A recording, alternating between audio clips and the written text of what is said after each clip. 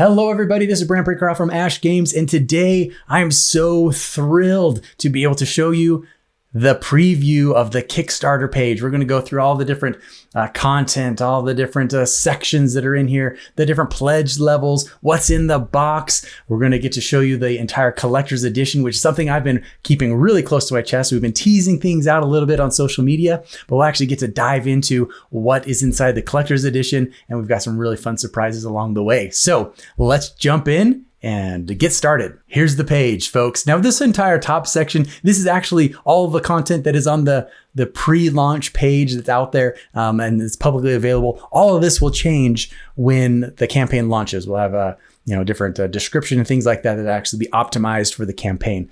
So as we start scrolling down this, now off to the side are all the pledge levels. I'm actually going to get into the pledge levels as we get down to the bottom, and we'll work our way down. So we're just going to go through the page itself. So we've got some really great quotes from a lot of different reviewers in here. We've got more coming. And so the page in terms of reviews and review content and testimonial type content, there's going to be more and more coming. So we got this great quote from Devin Norris, though. It doesn't feel like anything else I've ever played. And I get that statement a whole lot with people who play this game. They play through and they're like, wow, I've never played anything like it. I love hearing stuff like that. So at the very top, we've got the whole box. We've got all the bits all laid out. Now what we've showing here is the standard edition, and it's still a whole lot of stuff, and it's still a premium version of all the stuff. So as we keep going down, I have this little moment where we pause and we do a little stage setting and we tell the story. It says, the wise one, immortal keeper of wisdom and knowledge, has sent you, demigods endowed with power over the elements, to the far reaches of humanity. Your objective is to bring the mysteries of the mountains to the people scattered across the islands of the earth. Dun, dun, dun. And here's a photo of the demigods there. Okay. And then as we get underneath this, as we've already announced, we've already made a partnership and alliance with Board Game Circus to produce a German edition of Oros in both the standard and the collector's editions. So we're super thrilled to have them part of all of this. If you're a localization publisher, reach out, let me know. But we're also in talks with a number of others, trying to line up other languages. And so anyway, we're working on more. Then we've got this great little visual that gives you a sense of the gameplay as things are moving around. It gives you a real sense that how alive the game is as you're playing it, because it really is. It's a very kinetic, living game. And that's part of what makes it so much fun. And then we dive right into what's in the box. So this is our very first pledge level, beyond the $1 level, of course. And this is our standard edition pledge. Now in the standard edition, this is like the base game, but you know what? It's a Kickstarter version of the base game. The standard edition still has some really cool stuff. It will have some great upgrades, some great stretch goals, great materials. It's going to be a really great product. So the MSRP for the standard edition is $55, and for both of our pledge levels, we're offering a $5 discount. And one of the reasons why we're doing that is, first off, it's Kickstarter, which means you'll pledge money, but it's going to take time to get it, right? It'll take a year before it shows up, or even longer, especially with how 2020 played out. One of those things is just, saying thanks for being willing to support and to back the project, and to back a creator that's out there creating by doing that. But then also, this is my very first game on my very first campaign. So I also recognize that, there's a bit of a risk there, or there might be a little bit of a hesitation there. And so that $5 off is also to nod to that too, that it's really an appreciation and thanks for being willing to support me in this endeavor of launching this super cool board game. So inside the box, we have the central map, and it's a quad fold board. It folds down to be pretty compact. And when it opens up, it has two sides, of course, and I don't like waste, so everything has two sides in this game. I've tried to use every single inch and tried to make use of every single surface. So on the map, you've got the small map on one side, and then you have a larger version on the map on the back side, where you can play even bigger games. It has even more dynamics and more interesting things that can happen. So it just extends the life of your game. There's also the ziggurat board, and the side that's shown is the typical side. It's for 1 to 4 players, but guess what? There's a back side, and it will have a larger ziggurat that adds 6 more spaces. So you can either use it to play a longer game if you'd like to. And then 72 land tiles, and these are on chipboard, and they are all double-sided, like everything. And something that's fun about the tiles is there's unique artwork on every single tile.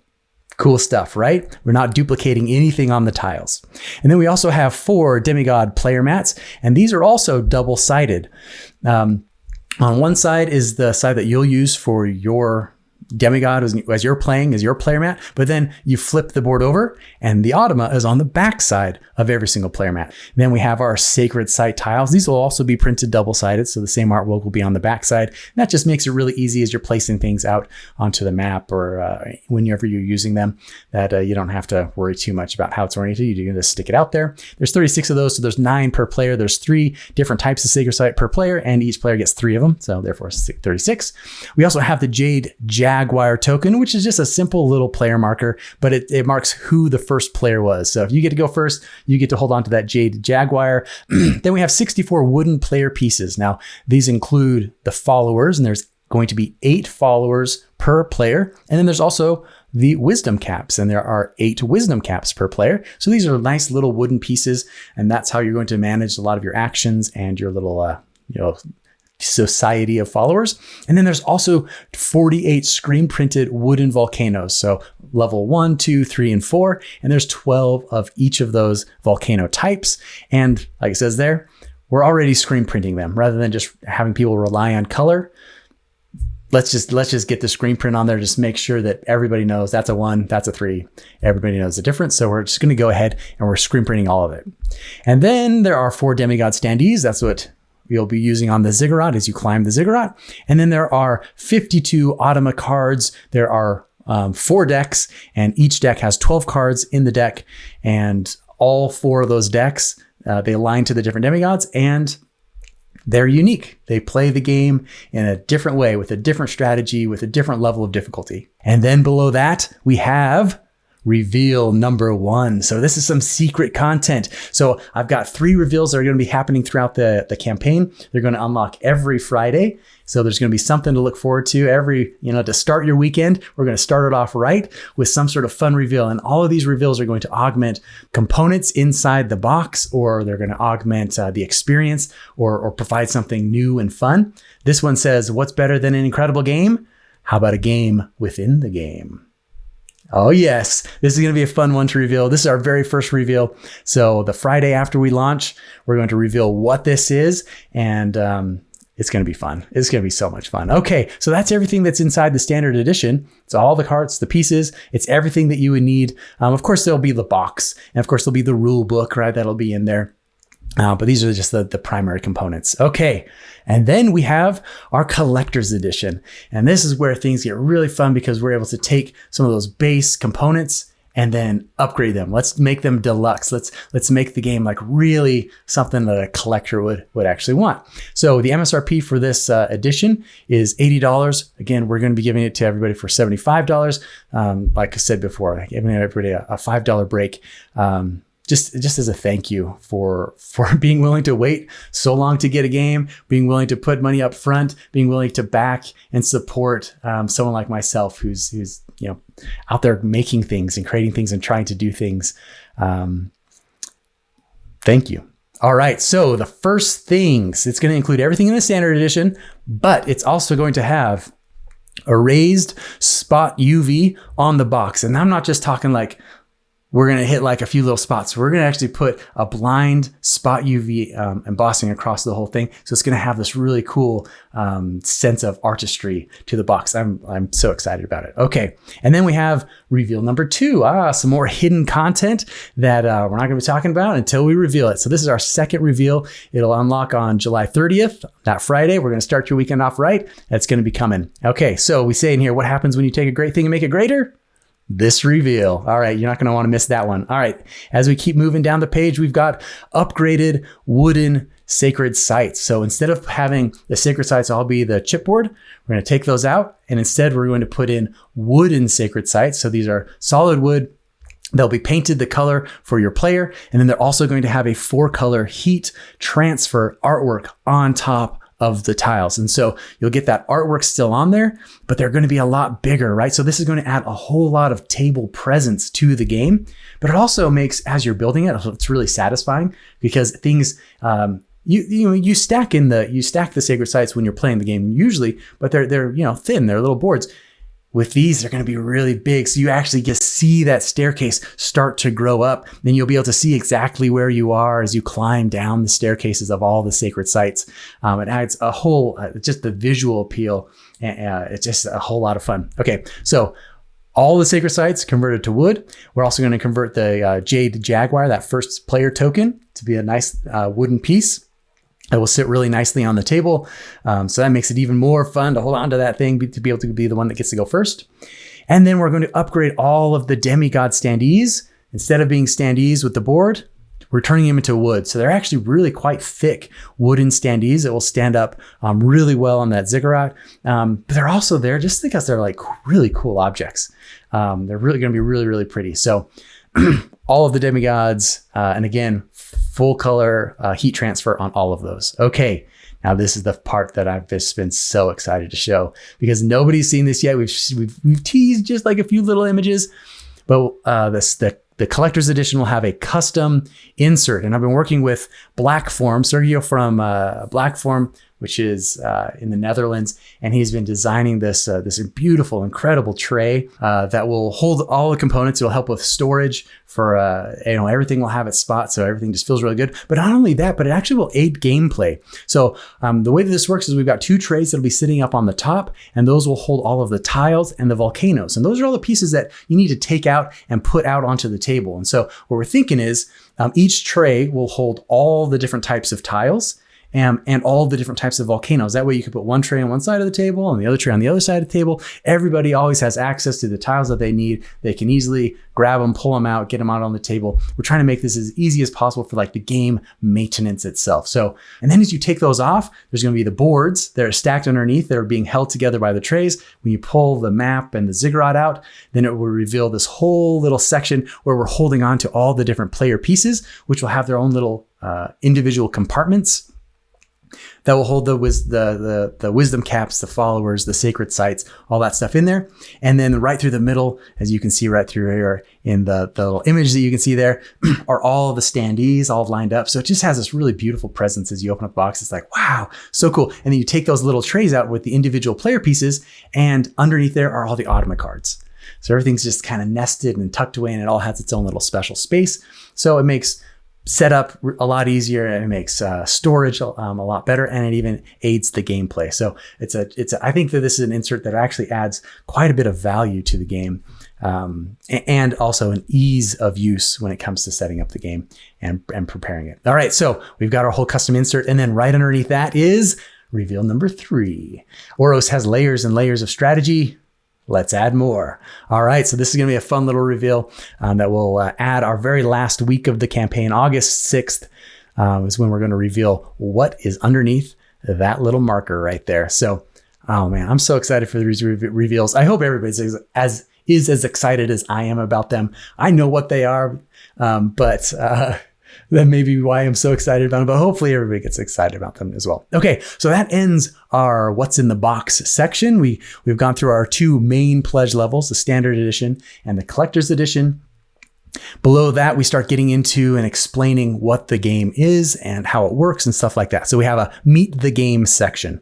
And so here we talk about how Oros is a strategy board game about humankind's ancient pursuit of hidden knowledge and power.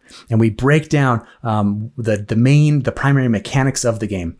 There's a worker placement in this game, and we talk about how you're assigning followers to take different actions, but it's worker placement with a twist. It's different than what you're used to with worker placement games. Tile shifting, the map in the middle, there's a lot of kinetic activity that's going on with the map. There's area development, so as you play out on the board, you'll be forming mountains, and you're going to be developing sacred sites on those mountains, and the way you do that, which ones you do, in which order, all of that stuff will matter in how you're playing the game. So there's a lot of tactical decision making in terms of the area development of the game. And then there's this action economy. As you build sacred sites, as you develop those areas, you'll get wisdom, and wisdom kind of is your currency in the game. And that's what's going to make you more powerful. It's going to give you more abilities. It's going to help you build up and augment the things that you're able to do. But it also is how you're going to score points at the end of the game. So you have to make this tough decision. Do I get more powerful, or do I get more points? And fun stuff. Okay, so the basic mechanics, we've laid all of that out. It's a wonderful little quote here from William Brown from The Hunger Gamer. I totally agree with him. I don't have any other games like it on my shelf.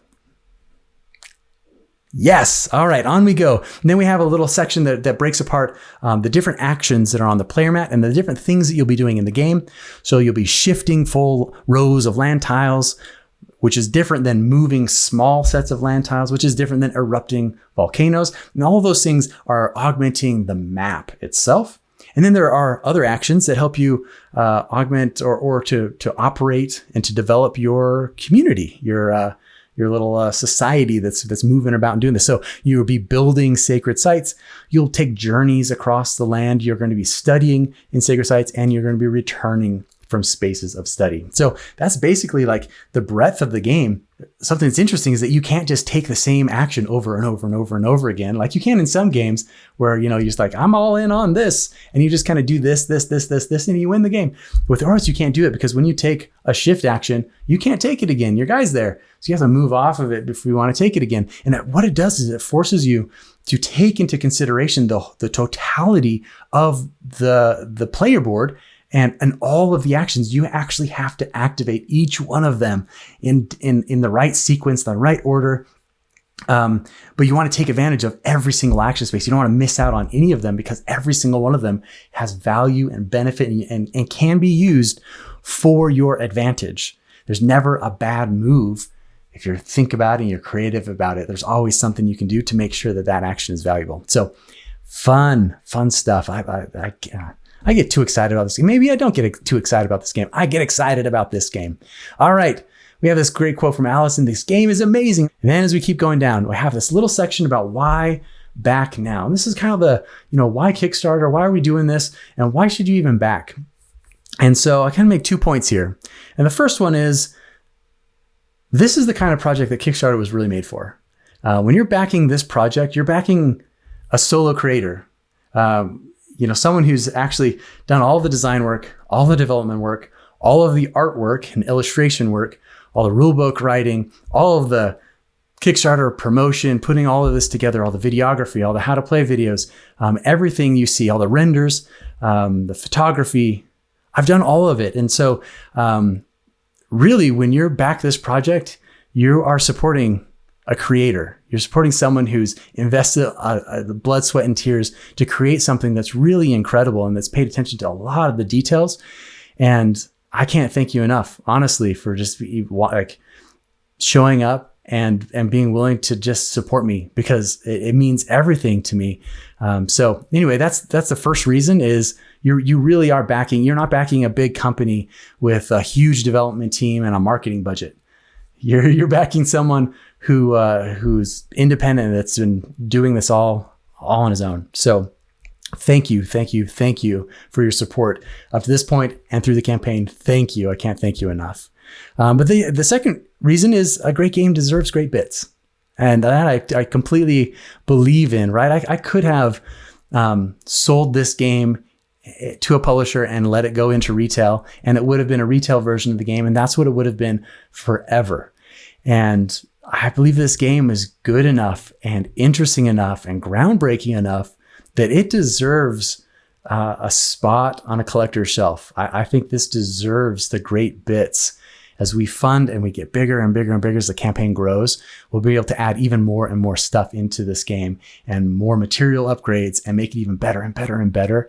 And I think the game deserves it. And so that's why I'm here. That's why I've put all of this time, all of this effort into this whole project, as to give it what I think it deserves. So I hope that is good enough reasons to back, but also so you can get the game, because it's a cool game. Okay, our next section, how to play. So with this, I've broken this down into a very simple, like 5 steps. The game is actually very rich, very layered. There's a lot more to it than what I've put in here. But this just breaks it down to really simple things. So first off, on your turn, you take up to 3 actions. You do that by moving a follower to an action space and taking the action. It's actually a very simple concept, right? You move a follower to an action space, boom, you get to take that action. But it changes, it augments a bit, because as you take the actions and as you get wisdom, you see those little caps as they move up. That means that you're getting more power. And so every time a cap moves up, now you have a new ability that you can use whenever you take that action space. And so the game it develops in different ways, and the player gets to choose all of that stuff. So anyway, very simple. You'll take an action, boom, and off you go. So one of the actions is erupting volcanoes. So you have volcano pieces that are out on the map, and volcanoes are like pent up land that's sitting up there just waiting to be erupted, waiting to get poured back out onto the map. So you take a volcano, you say, oh, there's 4 units of land of that, and you can dump those 4 units of land out onto the map. It basically converts the volcano into tiles. Conversely, you can move tiles and collide them together. And so what happens is when tiles collide together, they get larger and they form volcanoes, with one exception. And that's when you collide 2 4 tiles into each other. And that's what this little diagram, this little animation here is demonstrating. 2 4s are colliding together. Whenever you collide 2 4s together, that creates a mountain. So that's the process of orogenesis, which is the geologic term for how mountains are formed through seismic activity. And it's actually where the name Oros comes from, if you didn't know that yet. The genesis of the name Oros is orogenesis. So Oros means mountain, and this game is all about mountains. That's the heart of the game. That's everything is based around the mountain. So anyway, you'll be creating mountains, and then you're going to be having your little followers. They're going to be journeying around the board, and you're getting to those mountains where they can build sacred sites. And that's the only place that you can build sacred sites is up on these mountains in these high places where they can study and gain wisdom and ultimately knowledge. So that's what's going on there. And then as you build sacred sites, you can see the little wisdom caps are moving up. Every time you build, you'll get wisdom.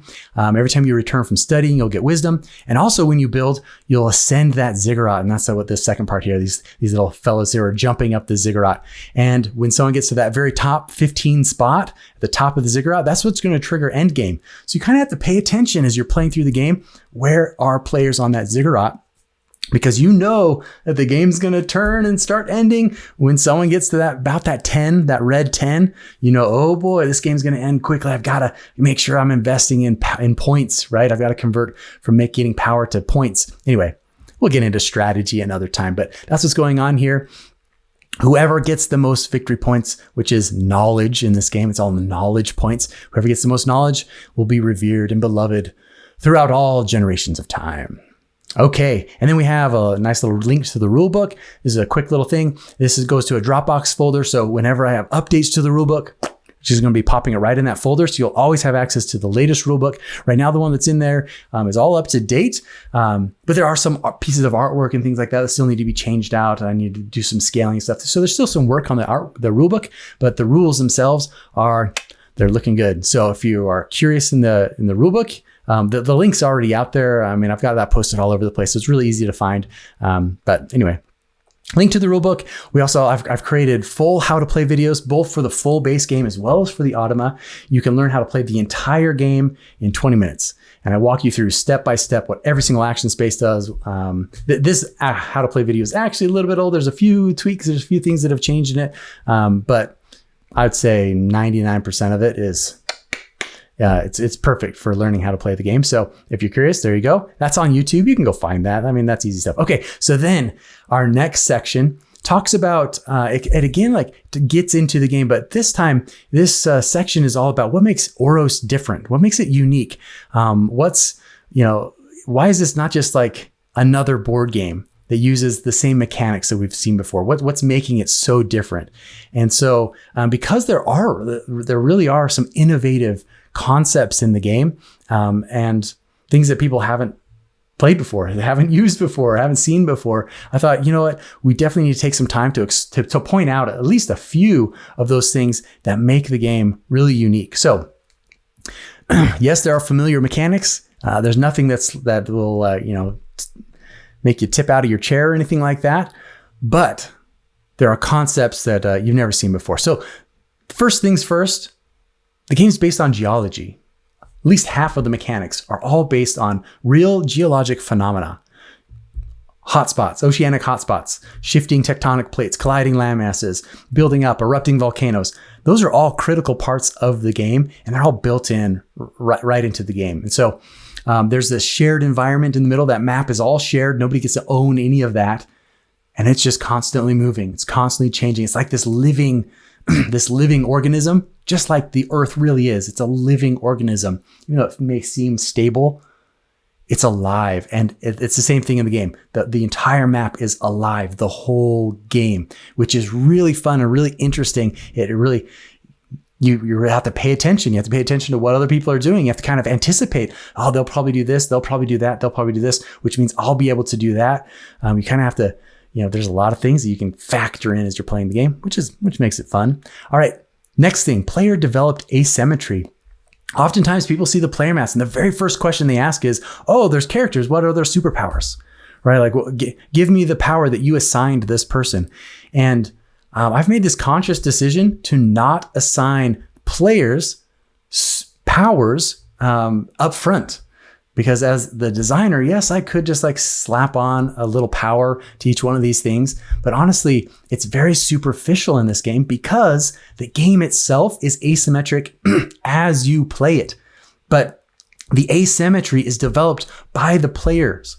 You get to choose how your player is different. You get to choose their personality. You get to choose their superpowers.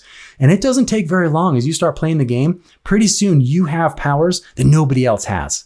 And you've got to learn how to take advantage of those powers. And then the next time you play, maybe don't invest in that. Maybe invest in this, see what happens. And so there's a lot of exploration that comes with playing the game where you can say, I wonder what would happen if I just go all in right here. Or what would happen if I, invest in my sacred sites first, make my superpower being able to get wisdom faster.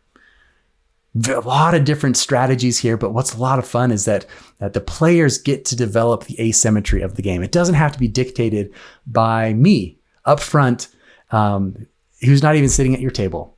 And so I think it's really, really cool. I think it's really, really fun to be able to control the game like that and to have complete control over that rather than having like somebody else assign something to you. And you're like, okay, well, I guess that's what I got. Nope, that's not the case here. You get to make those choices as the player. You have control. All right. The next thing is the game is symbiotically competitive. Now, this is a whole other new concept. So the game is very competitive. Don't get me wrong. You are competing and you're trying to win. But at the same time, everything you do has the potential to help other people.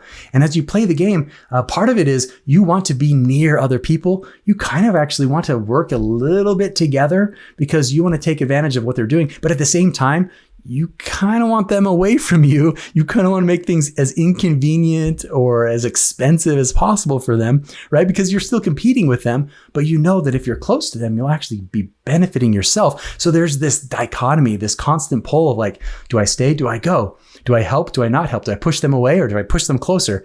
Because all of those things can help you and can hurt them, but also the vice versa. So there's this really great tension throughout the whole game of trying to figure out how do I exist in an environment symbiotically with other players while also still competing with them. Interesting stuff, folks. There's a lot of cerebral aspects to this game. And then the last thing that we've listed in this section that makes Oros really unique is it has an infinitely connected map. So think of the map as like a globe that's been cut open and laid out flat. You are welcome, flat earthers of the universe. You've got a flat globe that's in the middle of the table. And what's fun about this is the left edge connects to the right edge. So if something moves off on the right side, it comes back in on the left side. Or the top edge is connected to the bottom edge. So if it moves off on the top edge, it comes back in on the bottom edge, right? So really the map is, there's no place where the map ends. It's connected on every side. No matter where you go, it'll end up somewhere else on the map. And you'll notice that there's those little dotted lines that go around. There's also this big ring where the edges actually connect in a circle around the map. And so because of that, there are all sorts of really creative ways that you can engage with the environment of the game itself. And some of it requires, it rewards creativity. There are things that the first time you play, you'll think in straight lines. And maybe the second time you'll think, wait a second, things connect around. I can do really interesting and weird things here. And the more creative you get, the more the game rewards you with opportunities and possibilities. And it's like those little light bulb moments, right? As you play the game, this game offers light bulb moment after light bulb moment as you realize, oh, I can do that. Oh, wait, if I get this power, I can do that. And there's, I think every time you play, there's more little light bulbs that keep going off. It gets that good feeling of learning something new or discovering something new for yourself. If you're a person who likes that, you're going to love this game because it gives you that over and over and over again because there's just so many things to discover as you're playing the game. All right, our next section is all about awards and recognition. So this game has been around the block. It's been under development for 4 or 5 years or so. And then in the last 3 years, it's participated in quite a few different award things, as well as like workshops and things like that. I've only listed 3 here, but at first it was in the board game design workshop where a lot of great feedback, a lot of great development happened there. That really was like the first Kickstarter of this game. It really like pushed the game forward in terms of development. But Oros won the 2020 Ion Award. And that's a pretty prestigious award. There's only one game that gets it every year. Oros picked that up in 2020. It was also the winner of the Board Game Design Lab Challenge in 2020. Pick that up. It was also one of the finalists. It was a finalist in the 2021 Cardboard Edison, which just barely ended like last month or something like that. So it's been in a lot of things. It's been played by a lot of different people, and it's been recognized as a great game. So super cool. It's got some accolades under its belt. All right, the next section, solo mode. Did someone say solo mode? Yes, I said solo mode. So solo was a priority from the beginning. I wanted to make sure that this game could scale from 1 players up to a minimum 4 players. I wanted to make sure that it met the whole gambit. But not only that, I didn't want to just have a solo experience.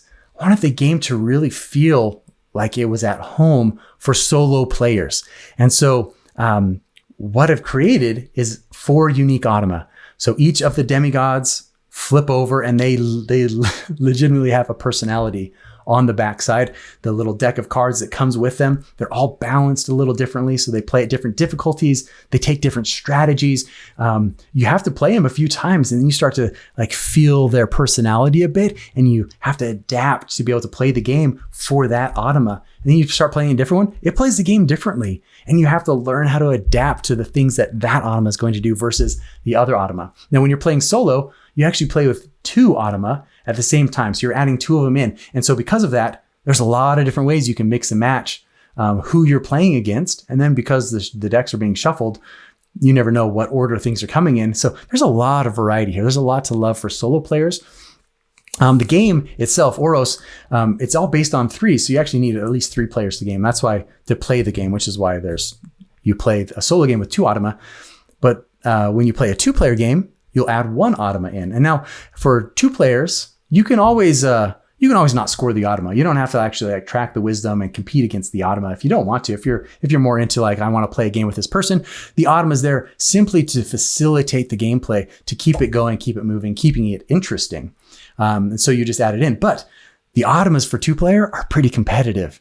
And so it's pretty fun to play a 2-player game, but also try and beat this automa, because if you feed the automa too much, it will do too much and it will win you. It'll completely destroy you. And so there's a whole challenge there. If you're really like a 2-player gamer, there's a lot that this game offers again, because again, you can play another player, but competing against the automas can actually be very difficult to do. And there's 4 of them. So you're going to mix up how you're playing and then also mix up your strategies to play against them. Again, there's just so much variety here with solo mode. So, and then other fun things. Okay. So yes, you play solo, you can play with 1 player, you can play with 2 players, but guess what? The way the automa is developed is that it replicates the effects and the actions of another player. So it's basically a stand-in player. So let's say you're playing a 3-player game and you want that extra tension that a 4th player would give, because with a 4th player, what ends up happening is somebody will steal the last build spot. They'll steal the temple spots on the mountains. And so there's kind of this race to get there. So it's really fun having a 4th player, but let's say you're playing with 3, but you want that tension, boom, put an automa in the game. And now you have that tension there. Now there's somebody there that's going to take some of those spots. And there's a real urgency that ends up coming into the game where you need to get to places. So, and guess what else? The automa can play against each other. You can actually set up the whole game. You can play the game with just the automa and it will play itself. What? Yes, it does. And it works. The whole automa system can play the entire game. So you can play with a 0 player count. I have no idea why you'd want to do that. I've done it twice. It's actually pretty entertaining to play out. It's very impractical, but you know what? It works. The automa system actually works like that. So anyway, I get super, super thrilled about the automa system. As you can tell, I've got this great quote from Carl from Purple Moose Plays. I love when he said this. He says, I have to say the automa system in this game is wonderfully designed. I have to say, thank you, Carl. Thank you. Honestly, I get so thrilled about the automa system. I kind of start talking about it and then keep talking about it. And then eyes glaze over, but I get really excited. So he's got this really great, he does a whole playthrough and gives a full review. Really great statements there from Purple Moose. I've also included here the solo playthrough just so you can watch what a game looks like. It's a little bit older. You can see the player mat's a little older, but you still get the sense of the whole game as you watch a playthrough. Okay. All right. We've finally made it to the pledge levels. So let's dig into this. We've already talked about the standard edition. We've talked about the collector's edition, so you know what's in there. We also have a $1 follower level. So you can back at $1. That allows you to have access to the pledge manager, which means you could always back the game later because you'll have access to that pledge manager. But you're also, the print and play files, we'll give them to you at that pledge level. So if you're interested in trying out the game, if you're a person that likes to print things out and try playing it, with this game, there's some bigger pieces and things like that. So I don't know how satisfying it would be to try and print and play the game, but we're going to put together print and play files and give them to everybody who backs the game. There you go. Also putting together wallpapers and social media kits and things like that for any of our backers. So the very first update will have a link to a folder that has a bunch of artwork and things like that, just so you can put on your desktop. You put on artwork on your phones, and also some posts, some artwork that you can put in social media. You can put in your Facebook, your Instagram, wherever you want, just so you have access to the artwork and you can start to share it out. So doing things like that helps grow the campaign, but it also, it's kind of fun. You'll have all of these little bits of artwork that you'll be able to share around. So that'll be given to everybody too. And then we have the standard edition. We've already talked about that. And that'll include all of the standard edition growth incentives as well. We'll talk about growth incentives in a little bit. And then we have our collector's edition, which again, we've talked about, but it'll also include all the standard as well as the collector's edition's growth incentives. All right. Our next level is our retailer level. We've set this at $80. And so this is really just for those brick and mortar retailers who back Kickstarter games, who want to be able to have these particular editions, especially like first print run editions of these games in their stores, have them available to sell. And so the way that it works with retailers is it's more of like a deposit. They'll have their own pledge manager. So really just making a deposit to support the campaign. And then you'll be able to, in the pledge manager, actually like fulfill your full order. I've got a whole bunch of details down the page about the whole thing with retailers.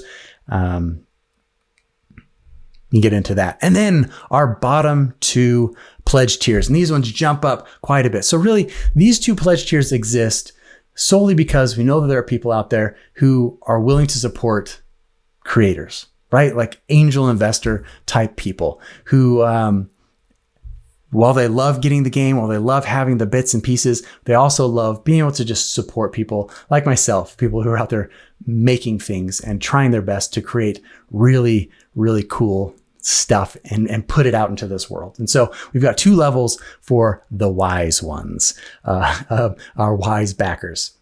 And for that first level at $750, they'll get 3 collector's edition copies of Oros.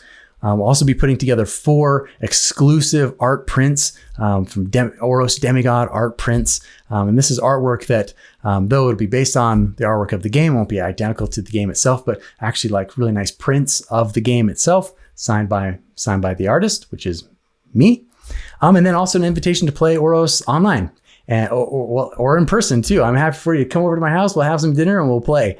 I'm happy to do that as well. But I hope to be able to actually meet these people and play in person. That's really what that's for us. Like I would really like to see people's faces and say thank you, honestly. And then we'll also, of course, list your name on the Ask Games website, as well as the rule book as a Wise One investor.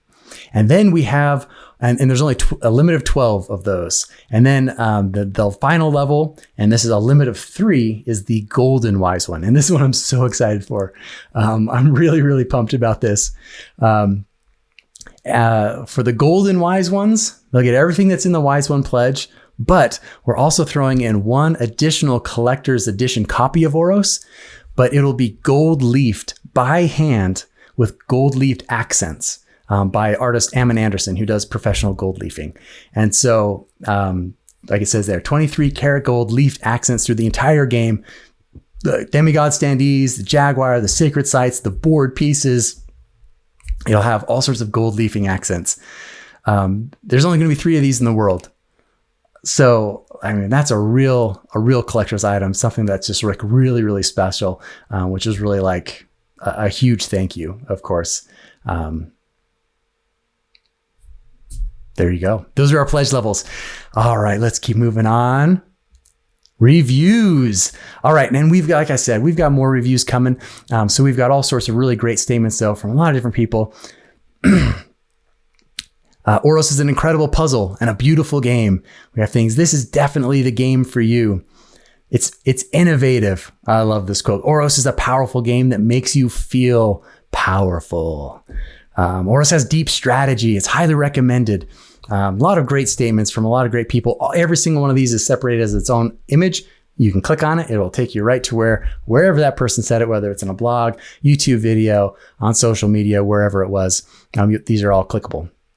And then our next section is about playing Oros, because if you don't know already, Oros is fully available for free online on Tabletopia. So all you have to do is go to Tabletopia, type in OROS, and boop, up it comes, and you can click and play. It's all for free. I'm also providing a nice little link here, so it's just easy to get to, and also a way to join the Ask Games Discord server. So if you're a Discord user, I mean, this is a really small community right now, hoping that this community will grow and grow and grow, and then we can start to facilitate games. So if you're looking for someone to play, you can hop in there and jump in a game. So that's what all that's for. And then our next section, growth incentives. Now, this is a little bit of a shift to the typical Kickstarter paradigm. Usually these are called stretch goals. And most people who back Kickstarter games they're familiar with the concept of stretch goals. So here's the deal if you're not really used to funding Kickstarters. The concept behind stretch goals is this. It costs so much to be able to manufacture a game. And as your volume grows, so as more people back the project, the volume we can produce will increase. And as your volume increases, your prices decrease, which leaves this nice little margin here in the middle. And so the idea with stretch goals is say, hey, let's take this extra cash that we have here because our volume increased, and let's invest it back into the game to make the game even better. So that's like the traditional way of thinking about stretch goals. Now, if you're a person who backs Kickstarters a lot, if you're a person who's pretty savvy to all this stuff, you'll probably know already most stretch goals that are listed on Kickstarter campaigns do not actually correlate with actual prices that are like what it actually costs to add that thing into the game. Not usually. Sometimes, oftentimes it does. And don't get me wrong, it definitely helps to pay for those things. Absolutely. It absolutely has to be there. But usually stretch goals are placed much, much higher because really it's not just about stretching the money and be able to invest in the game. Really, it's about stretching the backers and stretching the campaign to get the campaign to be bigger. So the whole purpose of stretch goals is to incentivize campaign growth, which is why I call them growth incentives rather than stretch goals. I put AKA stretch goals just so everybody's not confused or anything like that. But the point is to incentivize growth. And so the way that growth is incentivized is we will offer new goals. We'll say, hey, if we can reach this pledge level, we'll get to add this new thing into the game. And this is where a lot of the really cool upgrades, new components, upgraded materials, all sorts of cool stuff can get put into the game. It's all through these growth incentives. But the purpose of this is really to say, oh, I really want that. We need this campaign to grow. And hopefully it will incentivize all of you who are backing the game to say, oh man, I really want that. I better start sharing this campaign, right? And it gets you involved because this is the real truth. I'm just one person. I am one person and my network is this big, right? It's like teeny tiny. And I'm trying to bring all these people in to be able to come to the game, but I can't get this game to grow without your help. So really, with every person who's passionate about the project, who's fallen in love with the game, or who comes to back the project, if you'll turn around and then share that and bring someone else in, let someone else know and try to, spread the word, that makes all the difference in the world. That's how this campaign is going to blossom and explode, is by you getting involved. And so really that's what these growth incentives are about. They are here to incentivize you to help participate in the growth of this campaign. And we've got some really cool stuff. I've got some really cool stuff planned for these stretch goals. I actually have 12 very intentionally curated stretch goals, growth incentives for the project. They're really great stuff. I want every single one of them to be in the game, guys. I want all of them in this game. Okay. So I'm going to be pushing for it and trying our best to be able to make sure that it happens. So anyway, these things will be coming, and they're not just going to be coming like fire. We're not just going to be burning through them. They're really here. They're going to be paced out. We're going to be very thoughtful about how we do this. And so we can always just have like a little bit extra push to help us keep growing the campaign throughout the whole duration of the campaign. Sound good? Hope you're on board. All right. The next thing is shipping. Okay. This is just a hard reality. If you don't know this, it's crazy, but shipping a board game costs more than producing, like manufacturing the whole board game. It's nuts. It's so expensive to ship things. And so because of that, what we've done is we separate shipping from the pledge level. And one of the main reasons we want to do this is because shipping is always about the region, how far away from the whatever warehouse or distribution center a person lives. So it's always, it's not a fixed amount for everybody. There's not like a general thing. It's always very specific to where people are located. So it's not really fair to just like bake it into a product. Really, we separate it just so people can pay based on where they live. Now, when it comes to shipping, I'm doing everything I possibly can to make this as friendly as possible. So what I've done is I've partnered with Gamerati, which is headquartered in Seattle, but they have warehouses as well as partnerships with fulfillment companies around the globe. So we'll have warehouses in the US, in Canada, in Greece, in Australia, and in China, where we're going to ship all the games and then we're going to fulfill from those regions. And so we're trying to get the games as close as possible as we can to each one of you, to be able to keep the prices as low as possible, as much as we possibly can. And we're not looking to make money on this stuff. So if we can ship for $13 rather than $15, we're going to do that. All right. So we're going to do everything that we possibly can. Now, in the prices that we're showing here, and this is for the English editions, wherever we're fulfilling around the world, we're not including VAT right now. And so that is another thing to take into consideration if you're backing in Europe, but we are planning on including that in the pledge manager. So that way it is still friendly shipping. So you won't have to like pay anybody when it arrives on your doorstep or anything like that. We're taking care of all those taxes and things up front, but you will be paying for VAT within whichever region that you're in. And then we have down at the very bottom here. So I've listed out the different regions around the world where we ship to. If your country's not represented, you can just reach out to me or to Ed at Gamerati, and we can figure out a quote for your specific region or really for exactly where you live. But we've got this special shipping for localized editions. But because we are partnered with Board Game Circus, they're in Germany. Any games that are fulfilled in Germany are able to have a much tighter and a much better shipping rate. So, and it's all because we're partnered with them. So for any of those German backers out there, you get really great shipping, and you can thank Board Game Circus for that. So cool stuff. All right. And I've got a whole statement here that explains everything about shipping, who we're working with. You can read through that, find out all that stuff. Okay. Let's jump over to the project timeline.